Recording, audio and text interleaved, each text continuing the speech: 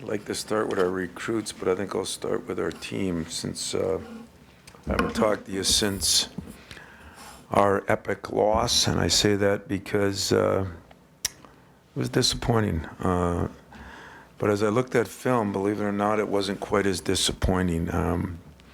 We did a decent job defensively, shot 36.5%.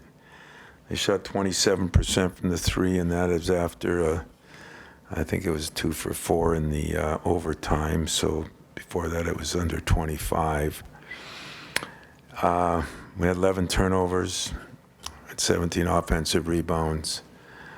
You can't go 23 for 41 from the free throw line and 1 for 20 from the three. And for that, I give them some credit, and I just say we did not shoot it very well. And especially at the free throw line. In fact, at either place, it hasn't been the way it's been. So I got to do what I got to do. And I was disappointed in, as I always am, I felt like some guys didn't maybe do the things they needed to do. And so we're going to challenge some people in different ways. If not in the lineup, in the minutes, and we'll see what happens. And I'm not panicking over anything. I'm sure some people wanna, I'm not. But I am disappointed that a team that has already shown what they can do a year ago came out and I told you it was gonna be a tough game, but didn't have the focus the free throw shooting itself was a joke. I was just, I don't have a better word for it than that. So it's over. Learned from it.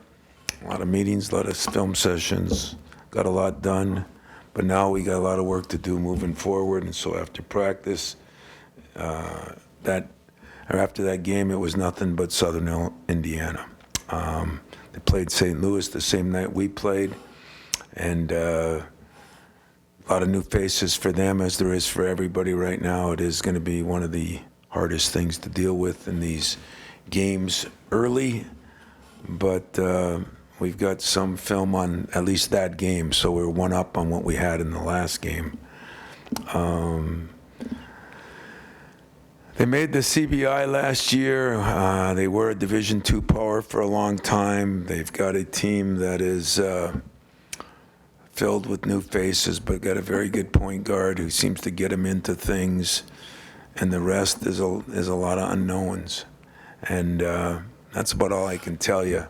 If I was to tell you the truth, this isn't for bulletin board material.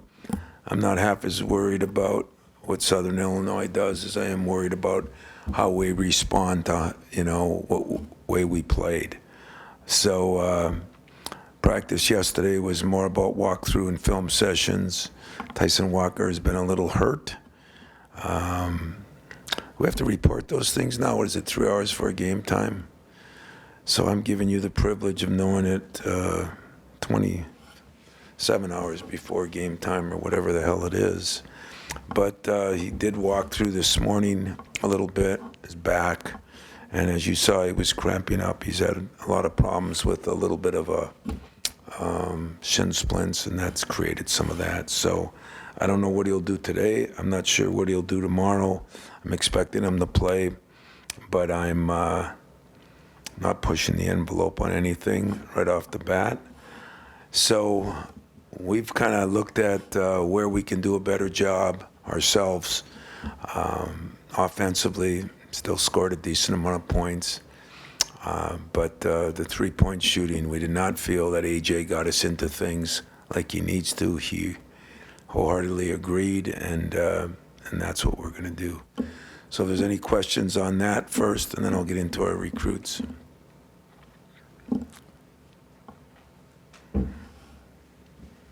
Tom, I want to ask about Malik. I know you brought him up in the preseason at the point saying you want to see a little bit more out of him. Where is he at? Is he still getting back in after, missing time in the offseason? Is he where he wants to be physically or mentally? Yeah, he's where he wants to be physically. I think he's where he wants to be mentally. I think it is going to take a little time to get him back. He was phenomenal against Tennessee.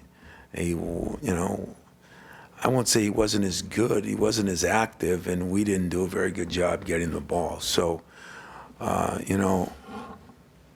I believe most divorces are not always 50-50, but they're not 100-0 either. So as you can imagine, I took a lot of look at a lot of things on my staff and myself and put some pressure on us. So we got to do a better job of getting them the ball in certain places and not just at the three-point line like we did in the last game. So there'll be some things that we'll make adjustments on. I think he's got to make some adjustments to be maybe more aggressive in a lot of areas. But no, I think physically he's definitely in good shape. I don't think you ever get back everything in the first couple games when you take 5 months off. But at the same time, I'm not worried about Malik mentally. I'm not worried about Malik physically. I just think he needs some time and needs to be a little more aggressive and assertive. And we got to do a little better job of getting him the ball in certain places. So 50-50 on that. Tom, you got guard rebounds from Akins, but out-rebounded by 3. And do you have a number in mind in terms of assisted baskets? You've had so many over the years. Yeah, I think you brought it up in the press conference. It's the first thing I brought up to my team, that I got a media guy telling me something that I wholeheartedly agreed with. It doesn't happen very often. But, and that's where I'm blaming us a little bit, but I just didn't think that we did the things we needed to do. I didn't think we got north enough. Everything was east and west. And, when guys don't make shots, it's hard to get assists. And there were some good shots, but there were some times that we didn't get into things quick enough or fast enough or well enough. And that was addressed too. So is there a number? Yeah, I'd like it to be 20 plus, but I think it was 13 or 12 or something. That had to be one of the all-time lows, as 1 for 20 was, as 23 for 37. But when you miss 4 front ends of the 1-on-1, in my book, it's 23 for 41. And you know what, guys? You're not going to beat anybody if you do that. I don't care who we play. We're not going to beat anybody if we do that on a consistent basis. And that has not shown that's one thing I will back the players, the coaches. We put a big emphasis on it all summer. We shot very, very well this whole fall, and we shot very well in the night before when we do our thing. And it happened. I mean, Tyson Walker really went 11 for 20. I mean, think about that, and I think everybody here would agree. All he had to make is one more free throw and you win, and that's the way I tried to look at it after the fact. But, that team could win or lose tonight. They play tomorrow at Kent State. That is a good basketball team. It was not an easy game to start out the year with. And so we got, break a lot of records. There's some records that you break the other way, and that was one of them, and we got beat at home, and we got beat by a pretty good team, but we got beat. I didn't like all the effort. I said that after, and then I watched the film, and I still think there was things we didn't do. But you can't shoot like that with the shots we did have, because there were enough good shots to make 4 or 5 threes. And if you do that and make 5 or 6 more free throws, it's a 10-point win instead of a loss. At the 5, when you went back and watched what Marty and Cooper and Book did, I guess, kind of moving ahead. We did not do a good job. They were okay. We did not do a good job. We did not get them the ball. We did not put them in a position to be successful. So that falls on me. That falls on our staff. That we got to do a better job of that. They're limited in some things they can do. I was a little disappointed that I didn't think we guarded down there as well, and the rebounding, so when you miss that many free throws, whether this is an excuse or reality, and I really don't care, it takes away a lot of your game. I think we were 2 for 10 in the first 12 free throws, and so all of a sudden everything kind of goes to hell, and I think that happened a little bit. And yet I think we got to do a better job getting them the ball. They were open in there at times, and So I'm taking the blame on some of those guys.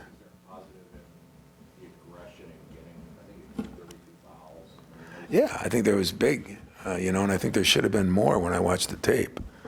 It just shows that we weren't very good, and sometimes other people weren't very good.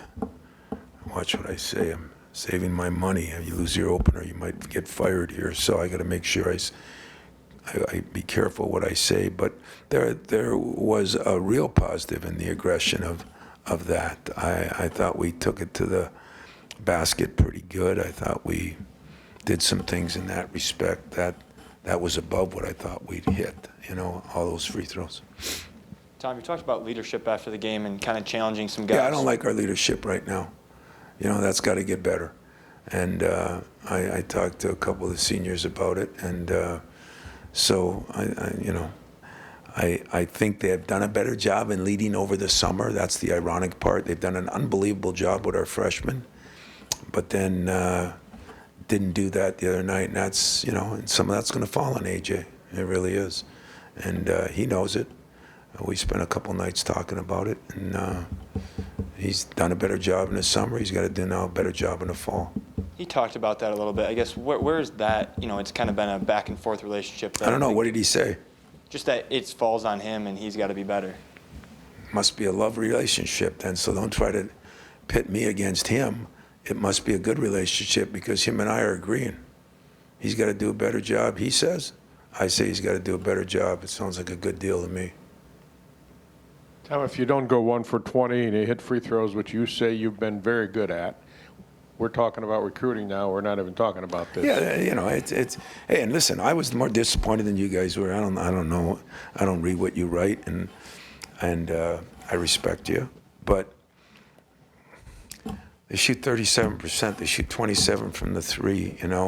Getting out rebounded was a little bit of a problem, but we got 17 offensive rebounds. That was a big issue for us. Yeah, if we make one three, or if we make a couple of free throws, and who knows what would happen if you would have done that early. To go 2 for 10, boy, that was, Tyson was beside himself. It shows. You want a positive?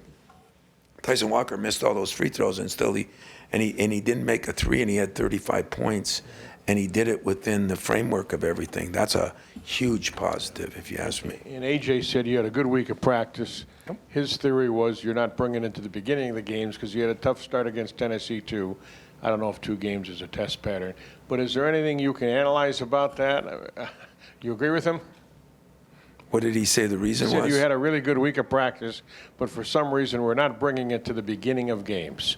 Oh, yeah, I agree with him 100%. And, again, it's not pick on AJ. So, I'm pretty honest about my situation, relationship. I'm always honest with you. That's the problem. But I posted up Malik and AJ especially, and a little bit Jaden. I mean, that's their job. They're the starters. They're the vets. I mean, I can take blame for some things. No, that's in their hands. They're the ones that have had the experience. I get to coach the game. They get to play the game. There's a lot of times I'd rather play the game than coach the game. So they should take a little. They should question that a little bit and wonder. But it's, the reasons for it. Against Tennessee, we turned the ball over a lot. We did not turn the ball over a lot here. I think we had 6 the first half and 5 the second, which isn't perfect, but it isn't bad, and that didn't cause the problems. We got to the free throw line real early, and we didn't make any free throws, and I think that became a little depressing. And so, you miss some free throws, and then the lead starts growing a little bit. Stuff happens, but I don't think they came out cocky. I don't think they came out, I get a million letters, and your team was looking past your team, No, they weren't looking past. I knew how good that team was. I told you guys, and I told you they were damn good, and they'd play hard, and they did, and they played very well, and they deserved to win in that respect. But I'm also going to say I'll bet my life wife, kids, anybody else that I can bet, my 97-year-old mother, that we won't go 1 for 20 and 23 for 41 from the free throw line again. Could happen, but I'm betting my life it doesn't. When shots aren't falling and it can be demoralizing, whose responsibility is it? Is it partially on you and the players to kind of keep morale high? It's or? always on me. I mean that too, and it should be on me. That's where I was a little disappointed in us because, Malik's a guy I can use in a lot of different areas, and posting him up and one thing he did in that last game, he got to the free throw line 10 times, made 8 of them. And that's how you stop runs. You don't stop runs just hitting threes. And I didn't think we did a very good job of that on the staff. So that I take a big responsibility for. And then when it came to three-point shooting, did you like the looks you guys got in general, like the shot selection, or do you think some of them? Well, some of them weren't great, but I liked more than a couple of them, more than a lot of them. AJ had some good looks. Malik had some good looks. Tyson had some good looks. Jaden had to take one bad one because of the shot clock. So did Jeremy. But I bet you 2/3 of the looks I thought were pretty or very good. I don't know. What did you think? So I'm on the same page with AJ, same page with the media. This is a hell of a day so far. Would you rather be on the same page with us or AJ? I'm not in a laughing mood, but that was pretty good. I think AJ. And I am. I mean, let me tell you something real quick on that. You always are going to put a lot of pressure on your point guard, and he gives me reason to, but he also has given me reason to feel pretty good about some things he's done. I think the biggest thing I'm looking for him is, can he consistently do the things you need to do? And that's defend the hell out of people, push the ball, not worry about his three-point shot, get other people involved in the game. That is his job. And he's going to have to do that job better than we did it the other night. And that's not controversy, that's fact. As he always says to me, those are facts. But this summer, this fall, I think we've had a great relationship. So since you always do, ask him, see what he says. If he doesn't say that, I'll be shocked. Tom, right here. If Tyson is limited, or let's say if a precautionary, you kept him out, whatever, it seems like you have a lot of other options that could take up his minutes. What would you sort of be curious to see, or what are some of those different paths you guys Well, could take? Trey Holloman is one option there. I mean, we could go Jeremy Fears and do something there. We could go Cohen Carr, since I played him kind of all over too, But talk about bright spots. I mean, Cohen played extremely well in a lot of ways and he hasn't been a very good free throw shooter. He's been one of the weaker links in that area, and he did a hell of a job making his free throws. Just now knowing everything he's got to do, because he's almost playing two positions sometimes, because some of these teams went so small, we went smaller.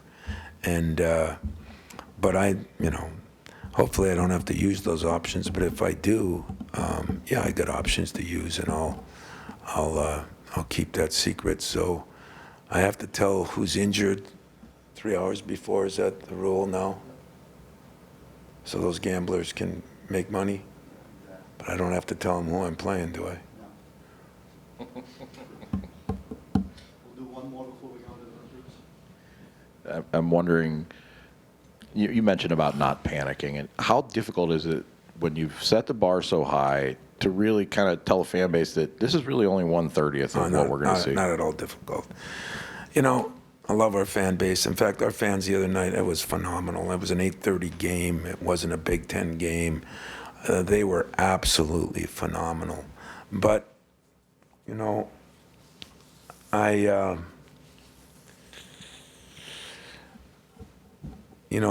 Tennessee was missing, especially the one guard. I mean, he went 1 for 6 last night.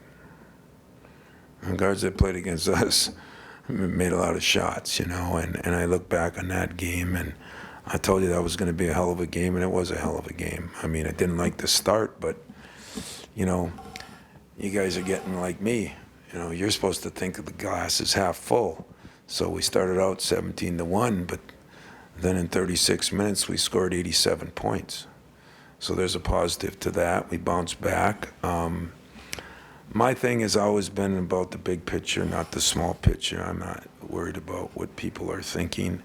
I'm disappointed that we didn't win the game, and I'm disappointed the way we shot, and I'm a little disappointed because I didn't think we showed the passion that is needed to compete. So I was disappointed, addressed my team with that, and then I addressed my staff what I thought I had to address them. I will never, you know, I used to do it, and it was really a good thing. When I first started and I had problems, and I listened to my staff and everybody, you know, blame the players, blame this. So I went out and bought 6 Barbie and Ken mirrors. You know what those are? Anybody know? It's a long time ago. You know, they're little mirrors. They have little flowers around them, and you hold them like this. And I kept them in a drawer, and I'd put them out in the middle, and I'd say, okay, everybody grab a mirror. Look in the mirror. Did I do everything I could do to make it right? If I did, put the mirror down. If I didn't, get ready. And so we'll address us first, them second. I did the same thing today and yesterday with my own staff. I said, you know, are we doing everything we can do? And I think there's some things we didn't do a good job of, but all in all, I'm not worried about what our fan base, because I'd probably tell you 95% of our fan base, as you used to always remind me, Jack, is probably disappointed in a loss and 100% behind us. There's some frickin' idiots out there that want to say on, you know, behind closed doors on their little computers. It's called Twitter, my favorite subject. And those people can do and say what they want, you know. But I would invite them if they want to call me and talk to me about it. I'd invite that anytime they want to. So I'm cool with that. All right? All right. Talk about some positive news of the day. You know, it's signing day is always great, especially when you think you had a good class. And in Jase McCulloch, you know, we get a kid. He's a 4-star recruit right now, and I think could move up. He's been ranked around the top 100, 90 to 100. But he has something that we think is very valuable. He can really shoot the ball. He's got more weight, and he's got more energy. He's a guy that's excited to be here. He averaged 17 points, 11 rebounds, 3 assists. His team has played very well. So he's won a lot in Cleveland. He's got to learn to play harder, like every big guy in America has to learn how to do. But I think we were attracted to him because he could shoot it, and he communicated really well on the floor. Watched him in an AU tournament, and he talked better than any guard I've ever seen. And then we got a chance to meet his family. His parents were just unbelievable, more appreciative, not entitled. And so we looked at Jesse early. We liked Jesse early. We moved on Jesse early. In Teng, we were looking for a guy. Since he was the first player to commit, he was a top 50 guard, and yet he's been kind of a, you know, not as heralded as some top 50 guards would be. He's been ranked in the top 10 as shooting guards most of his career. He's played for a guy in Vinny out at Bradford Christian Academy that is unique. I've never seen a guy that coaches as hard as he does. And because of that, this kid has been coached. And as we know, kids that he's played in the MBPA Euro Camp, his family is from Africa, actually. And he has incredible respect for the game, for people. He shot 48%, almost 49% from the three. He can really shoot it, and averaged 18 points in a pretty good league. So We think he's got a body that will be more ready to play because we very well are going to lose 3 guards, and I think it's going to be very important on what we recruit. And yet, between the 2 classes, we're trying to shore up some of those guard positions. In Jase Richardson, we get a little bit of everything. We get a guy who can shoot it. Probably the best thing is it is an honor to have a son of a former player. That is a big-time recruit. He's, right on the edge. Hopefully he'll be a McDonald's All-American by the time the year's up. He's ranked in the top 25 or 30 from most polls. He's ranked among the 3 best combo guards, and I think that's what he is. He had a knee injury 2 years ago. I saw him play, and he was good, but he was just coming back. I saw him last summer, and his game is elevated to a whole new level, and now he's even taken it to another level. I think the health of him has made a big difference. He can pass it, he can shoot it, he can defend it, and he can rebound it. He's a very aggressive rebounder. As he gets stronger, and maybe that would be the only thing right now, as he gets stronger like his dad went through, I think this kid has a chance to be one of the great combo guards, because I think he can do it in a lot of different ways that we've had. And he too, his family, his mother was a coach, believe it or not. He's got a brother, so it's all in the family. They all are big basketball nuts. He lives, eats, and sleeps it. And I think he's going to be a great addition to add on to what we have, but on what we need. And I think that's going to be really important to us in the near future. Questions? I wonder if you can maybe kind of juxtapose the recruitment of Jason when you started and took over the job versus the recruitment of Jase right now. How much has changed? And well, Jason's mother wasn't as involved as Jase's, and I say that respectfully because she's actually enjoyable to talk to. She really has a good feel. Jackie has a great feel for the game, but it's been strange in a little bit because he was hurt and he missed almost a whole year, and then that was during COVID and all that stuff, and yet it's been fun. It's been fun. I never put Jason, and I told him early on, I'm never going to make this about you and us. I'm going to recruit Jase as a player, not because of his dad, but I thought that the opportunity to get a kid here where his dad had gone to 2 Final Fours and won a national championship, and then 20-some years later his son has got a chance to do some special things is pretty neat. But I made it perfectly clear I did not have the Draymonts and Mateens and Steve Smiths of the world calling him, begging him, I wanted him to come here because it's what he wanted to do. And I thought Jason handled that very well also. He really did. And I said, my lifetime relationship is me and you. If your son goes somewhere else, it's not changing our relationship one iota. But at the same time, wake up and know where your start came from. No, I didn't say that. It was really good, and it wasn't easy, and I think as a player, there's really a thrill about playing where your dad played, and as a player, there's really an interest in kind of braving your own trail, and so I understood that, and we were really upfront about that from day one, and but what I liked about it when it was over, I think he was really excited, and I think his family was, and that's important to me. I know you said it was an honor to be able to coach a former player's son, but how unique of a situation is this for you? Did you ever think that you would have an opportunity to coach one of your players' sons? Hell no. I didn't think I'd be here that long. I really didn't. But, and it's been good. I mean, Steve Smith's son's been here, and mine's been here, but it's not quite the same, to be honest with you. And so,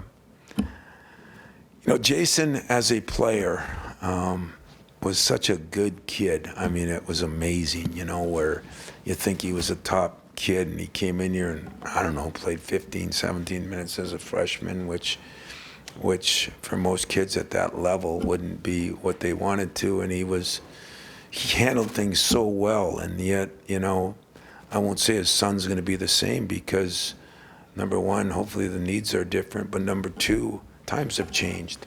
But I think when you're raised like that, I mean, this kid's a great student. His mother must have done a hell of a job, is what I told JR. But he's a great student. He's, you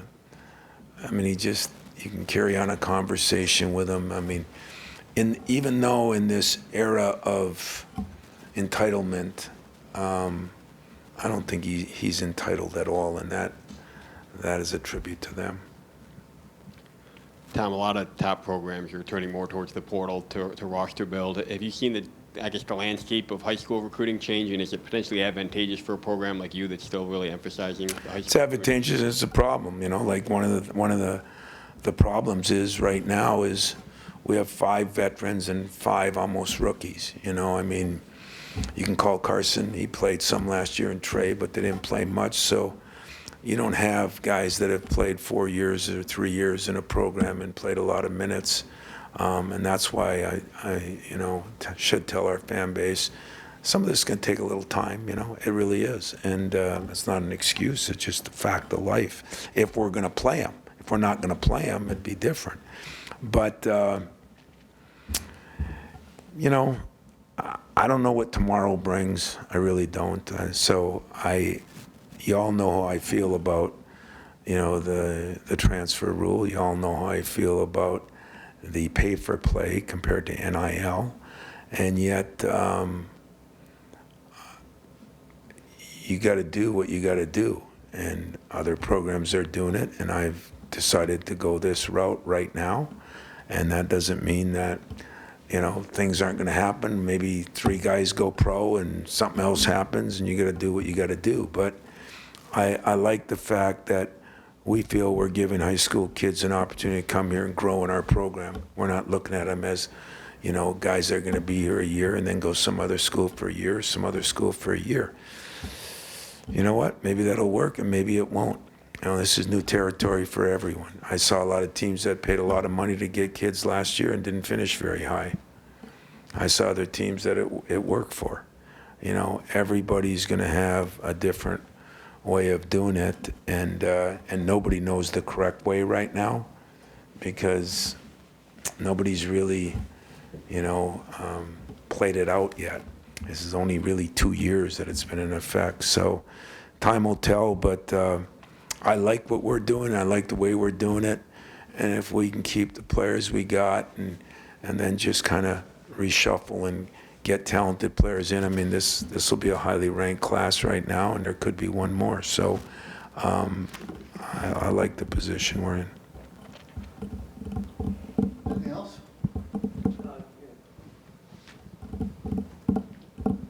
Can you talk about Teng a little bit? You mentioned earlier that he was one of the first ones to commit. What initially struck you about him and impressed you, and how did that come along?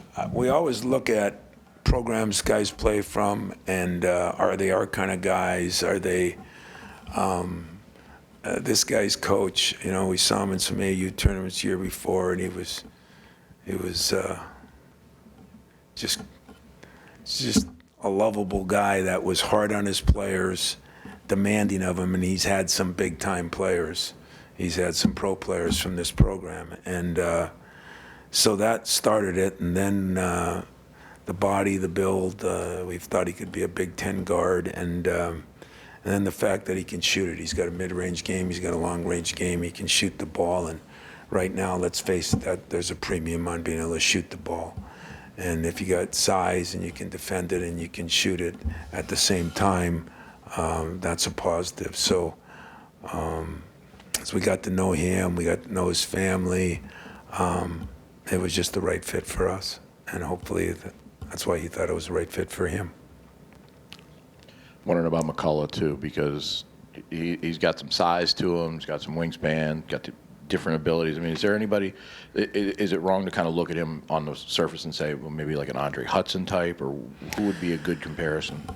Yeah, you know, he's at least probably 6'10". He's probably 3 inches bigger than Andre. He's got a lot longer wingspan. But I wouldn't say he's that, because he can really shoot the ball. But that wingspan, he's got a body that can, I think, put on some good weight. And we project him as a guy that could really, really, really help us down the road, because he's got all the measurables. And yet he's got a dad who pushes him, a coaching staff who pushes him, and he seems to love the game. There's not a lot of big guys that love the game, and that's been one of the things that attracted us to him. He loves the game. He communicates on the court.